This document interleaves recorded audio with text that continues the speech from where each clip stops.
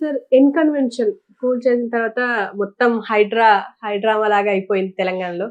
కానీ ఇన్కన్వెన్షన్ కూల్చివేత మీద నాగ చైతన్యని ఒక మాట అడిగారు. అంటే మీరేమనుకుంటున్నారు? ఎలాంటి చర్యలు తీసుకోబోతున్నారు అని అంటే ఏం చెప్పారు సార్? యాక్చువల్గా అతను వేరే ప్రమోషన్కి వెళ్ళాడు నాగ చైతన్య. నాగ చైతన్య ఏం చేసి కుర్రోళ్ళు నాగార్జున వీళ్ళతో కూర్చుని ఆలోచించే అంత సీన్ ఇంకా వీళ్ళకి లేదు.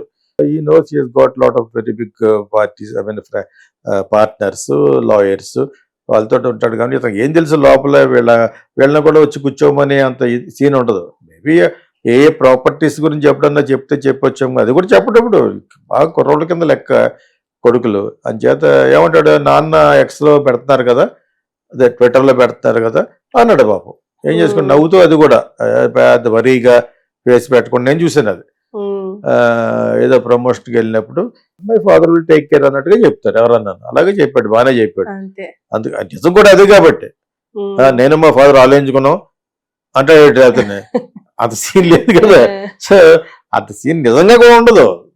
Nagarjuna has got his own scheme of people. ఇక్కడ ఎలా ఏదో విధంగా గవర్నమెంట్ దగ్గర ల్యాండ్ కబ్జా చేశాడు కాబట్టి అతనికి సింపతి లేదని లాస్ట్ లో చెప్పుకున్నాం. సింపతి ఎందుకు లేదు? మీ ఫ్యాన్స్ కూడా ఎందుకు మాట్లాడలేదు?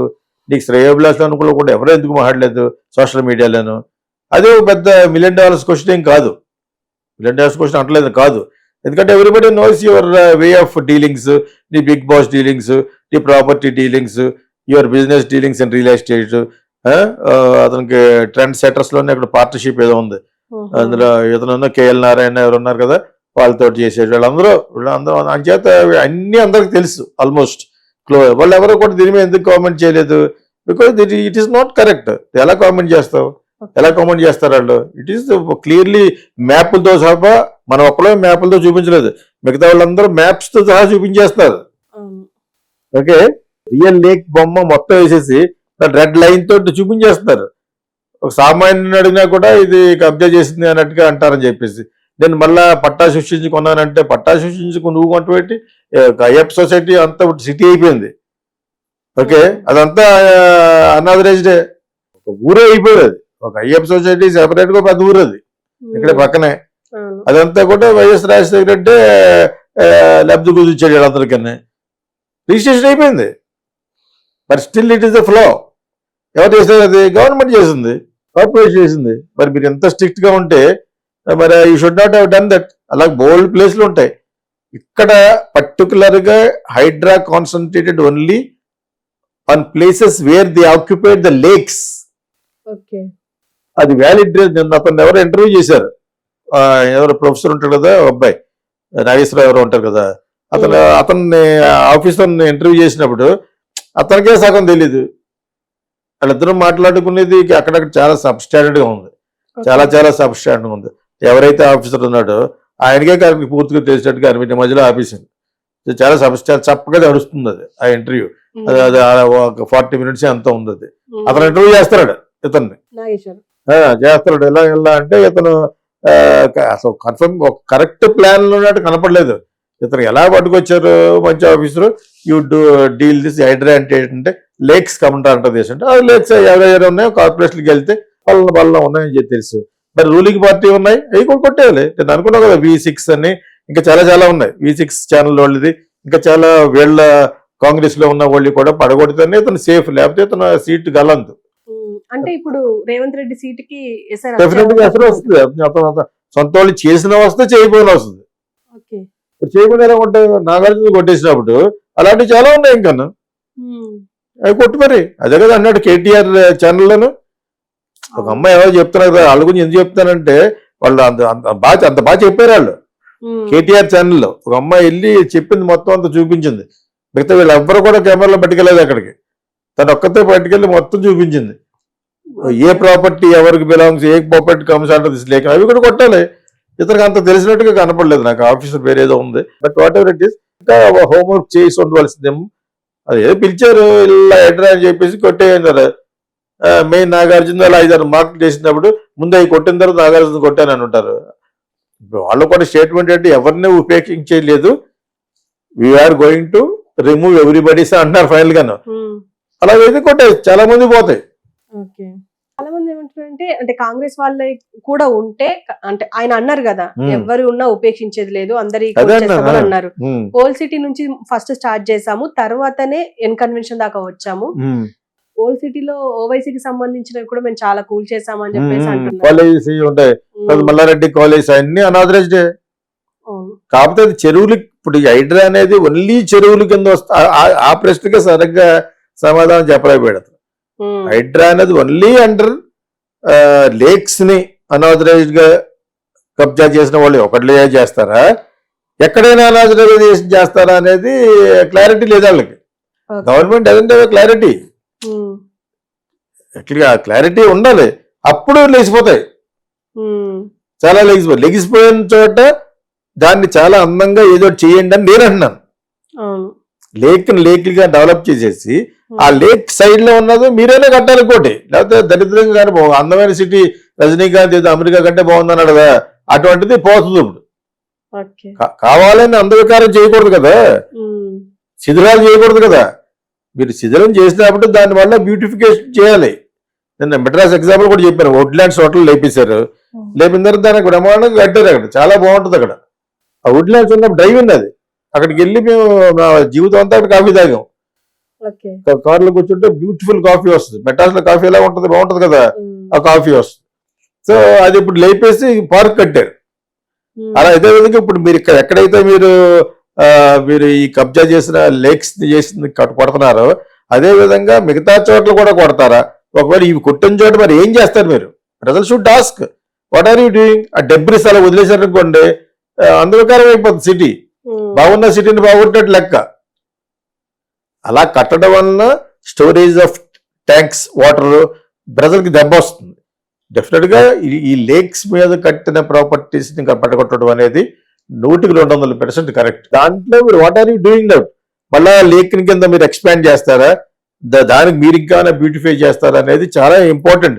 Future is important than the past. Always future is important. మీరు అలా కొట్టేసి వెళ్ళిపోతాడు. తర్వాత ఏంటి, మీ దగ్గర అంత ఇది ఉందా టు డూ ఇట్? నేను ఎందుకు అంటానంటే హైదరాబాద్ అందాన్ని చెడగొట్టకుండా అంటాను, చెడిపోతారుగా. కాకపోతే నాగార్జున అక్కడికి వెళ్ళి కబ్జా చేయడం వల్ల ఏంటి, 200-300 కోట్ల రూపాయల ఆస్తి ఫ్రీగా వచ్చినట్టు కట్టేసాడు. అది అక్కడ పొరపాటు. నిజంగా నువ్వు ఎన్కన్వెన్షన్ కట్టి చాలా one of the most beautiful and most ఎక్కువ మందికి పట్టేది కట్టాలనుకుంటే ఎక్కడైనా కట్టచ్చు. అయితే కనుక any other Ramoji film city తర్వాత కూడా కట్టచ్చు. ఎయిర్పోర్ట్ తర్వాత ఎక్కడో ఒక 10-15 కిలోమీటర్స్ లోపల ఒక బ్యారేజ్ సంబంధించి కడితే ఆ పెళ్లికి వెళ్ళాం మేము. ఆ పెళ్లికి వెళ్ళక ముందు అక్కడ నేను ఒక సాంగ్ తీశాను, కాఫీ బార్ కట్టేసి వదిలేశారు. అది శంషాబాద్ లోపలికి వెళ్ళిపోతాను. ఎక్కడైనా పీపుల్ ఆనర్ చేస్తారు if you build a very beautiful thing. So definite గా కాంగ్రెస్ లో ఉన్న వాళ్ళ యొక్క బిల్డింగ్స్ అవన్నీ అనాథరైజ్డ్ బిల్డింగ్స్ పక్కన కొడితే కానీ దానికి మంచి పేరు రాదు, కొట్టినా వాళ్ళ బ్యాడ్ వస్తుంది. ఎత్తుకునేటప్పుడే యూ టు థింక్ అంటే ముందు పోతే అలా ఉంది. యాక్చువల్ గా ఏదో కమిటెడ్ కానీ ఇది ఇప్పటి నుంచి కాదు. అలా మనం వెంటనే ఇది చంద్రబాబు నాయుడు వాళ్ళు కెలికింది. ఇది లాస్ట్ జాయింట్ స్టేట్ గా ఉన్నప్పుడే ఈ నాగార్జున దాని మీద వచ్చింది. మీకు అర్థమైనప్పుడు రేవంత్ రెడ్డి తెలుగుదేశంలో గురించి మాట్లాడినప్పుడే ఇది మాట్లాడాడు. వెంటనే బ్లేమ్ చేయడం అవసరం లేదు. తర్వాత వాళ్ళు పెళ్లిళ్ళు కట్టే బిల్లులు చూసుంటాడు, ఓ ఈ విధంగా కబ్జా చేసిన దాంట్లో ఇన్ని లక్షలు చూపేస్తారన్నమాట. ఎంత ఉంటుంది అన్నది సో మచ్ టు పే. మొత్తం ఆక్యుపై చేస్తారు. మామూలు చిన్న 10 లక్షలు 15 లక్షలు. మా ఊర్లో పల్లెటూరులో కట్టి 5 లక్షలు 10 లక్షలను పొలాల్లో కట్టినాయి. అటువంటిది హైదరాబాద్ సిటీ ఇక్కడ ఫిల్మ్ స్టార్ పెట్టిన ఇది చాలా ఎక్కువ ఛార్జ్ చేస్తారు వాళ్ళు. ఇలా ఎప్పటి నుంచో కడుతున్నారు. ఇతను ఒక రెడ్డి ఇద్దరు పార్టీస్, అతను ఒకటితో కాదు. అది ఎలాగే కేఎల్ నారాయణతో కలిసి ఒక ప్రొడ్యూసర్, అతను అంటే ప్రొడ్యూసర్ అంటే 2-3 సినిమాలు తీసాడు. ఫిల్మ్ నగర్ క్లబ్ అయ్యి కట్టి పెట్టాడు అనమాట. అతను కూడా వీళ్ళందరూ కలిసి చేసిన సినిమాల్లో కూడా Nagarjuna indirectly partner. Durga arts అని ఉంటుంది కదా, కెమెరామెన్ గోపాల్ రెడ్డి వీళ్ళందరూ కలిసి చేస్తారు. అందులో కూడా నాగార్జున హ్యాండ్ ఉంటేనే చేస్తారు. అదేవిధంగా ఆ సినిమా అందులో ఉన్న కేఎల్ నారాయణ అన్న అతను కూడా ఇతను పార్ట్నర్. ఇన్కన్వెన్షన్ కూల్చడం వల్ల నాగార్జునకి ఎలాంటి నష్టం జరగలేదు. లోన్ లో కట్టారు, లోన్ ఎగదొప్పుతారు. ఇప్పుడు లోన్ ఎందుకు ఇచ్చావు నువ్వు? ఇవన్నీ బయటికి రావు. ఇప్పుడు 50 కోట్లు అయ్యేదానికి 100 కోట్లని పెట్టి ప్రపోజల్ ఇస్తారు. 75 కోట్లు అప్పుడే తినేశారు. ఈ ఇన్కమ్ ఈలోగా ఒక 100 కోట్లు ఒక 50 కోట్లు వస్తూ ఉంటుంది. ఇప్పుడు ఎవరు కొట్టే అతనికి రూపాయి కూడా పోదు. సంపాదించుకున్నాం అనుకున్న 300-400 కోట్ల ఆ కబ్జా ల్యాండ్ ఉంది కదా, అది మన చేయి జారిపోయింది అనుకుంటారు. అది వీళ్ళ సొంతంగా కొనుక్కున్నది ఏం కాదు కదా, కొనుక్కున్నా ఉన్నారు. ఎవరు కొనుక్కోవాలి, ఎవరికి ఇచ్చారు, ఎవరు అమ్మారు, అది గవర్నమెంట్ ఎవరు అమ్ముతారు? మరి అట్లీస్ట్ రామోజీరావు అంటే పక్కన విలేజ్ లో 200 మంది రైతులకి కొనుక్కున్నాడు ఎకరం 5 లక్షలు 10 లక్షల కింద. ఇక్కడ అలా ఎవరి దగ్గర కొన్నారు మీరు? పట్టా ఎవరికి ఇచ్చారు? కార్పొరేషన్ ఇస్తే వాళ్ళని అరెస్ట్ చేయాలి ముందు. నువ్వు ఎందుకు ఇచ్చావని, ఎవడ బాబు సొమ్మని ఇచ్చావని అనాలి కదా. ఇదంతా పెద్ద స్కామ్ ఇది. వాళ్ళది కూడా ఏం పోదు. కట్టే ప్రతి ఇటుక మీద లోన్ ఇస్తారు ఈరోజు. ప్రైవేట్ కంపెనీస్ ఉన్నాయి, కార్పొరేట్స్ ఉన్నాయి, బ్యాంక్స్ ఉన్నాయి. అంటే ఎగబడి వచ్చి ఇస్తారు. అలాగే ఇచ్చారు అంతే. అదంతే మీకు వాళ్ళు ఎందుకు ఇచ్చామంటాడు. ఇప్పుడు ఇతను అనక్కలేదు, ఇట్ ఇస్ అండర్స్టూడ్. ఆడు కోర్టుకు వెళ్ళాడు, రైట్ అప్ చేసేస్తారు. నువ్వు పుచ్చుకున్నంత, నేను ఇచ్చినంత నువ్వు పుచ్చుకున్నంతాను. ఎవరికి ఏమి నష్టం లేదు. మన ప్రజలు బాధపడిపోతుంటారు. ఇతను 4,000 కోట్లు అంట. నువ్వు చూసావా 4,000 కోట్లు? ఒకడెవడ తమిళని పెట్టి లాక్ కొట్టాలండి. 4,000 కోట్లు ఎట్రా? 4,000 కోట్లు నష్టం ఏంటి? ఏ లెక్కలో తెలియదు. 4,000 కోట్లు ఎవరు? 4,000 కోట్లు 4,000 కోట్లు నాగార్జున ఖర్చు పెట్టాడా?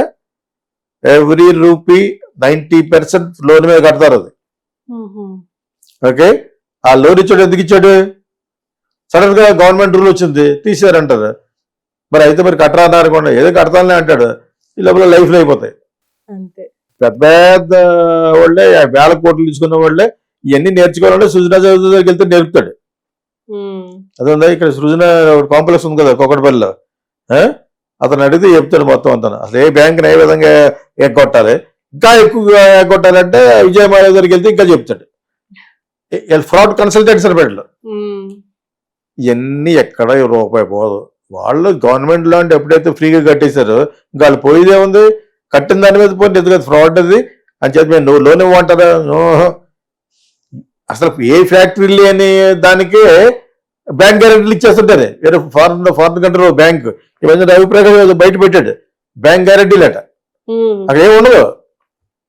ఆ బ్యాంక్ గ్యారెంటీకి వచ్చిన డబ్బులంతా ఖర్చు పెట్టేస్తారన్నమాట. బిజినెస్ పీపుల్ 90% ఫ్రాడ్యులెంట్ గా ఉంది. బ్యాంకులు కూడా అంతే. సామాన్యుడు దొరికిపోతాడు. అటు 1,00,000 రూపాయలు కట్టకపోతే ఆ ఇంటి మీద జప్తు చేస్తారు. 20,000 కూడా సార్, వాళ్ళ లోకువ, ప్రజల లోకు పాపం. వాడు అన్ని అమ్మేసుకుని వెళ్ళిపోయి కడతాడు. ఇంకా వడ్డీ ఉంటది. అది తీసుకుని 20,000 ఇంకో 20,000 ఉంటది అక్కడ.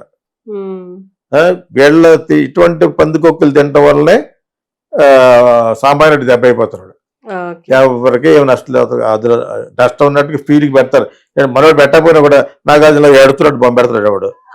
అవసరం అది బుల్షిట్ అంతా. Okay sir, thank you.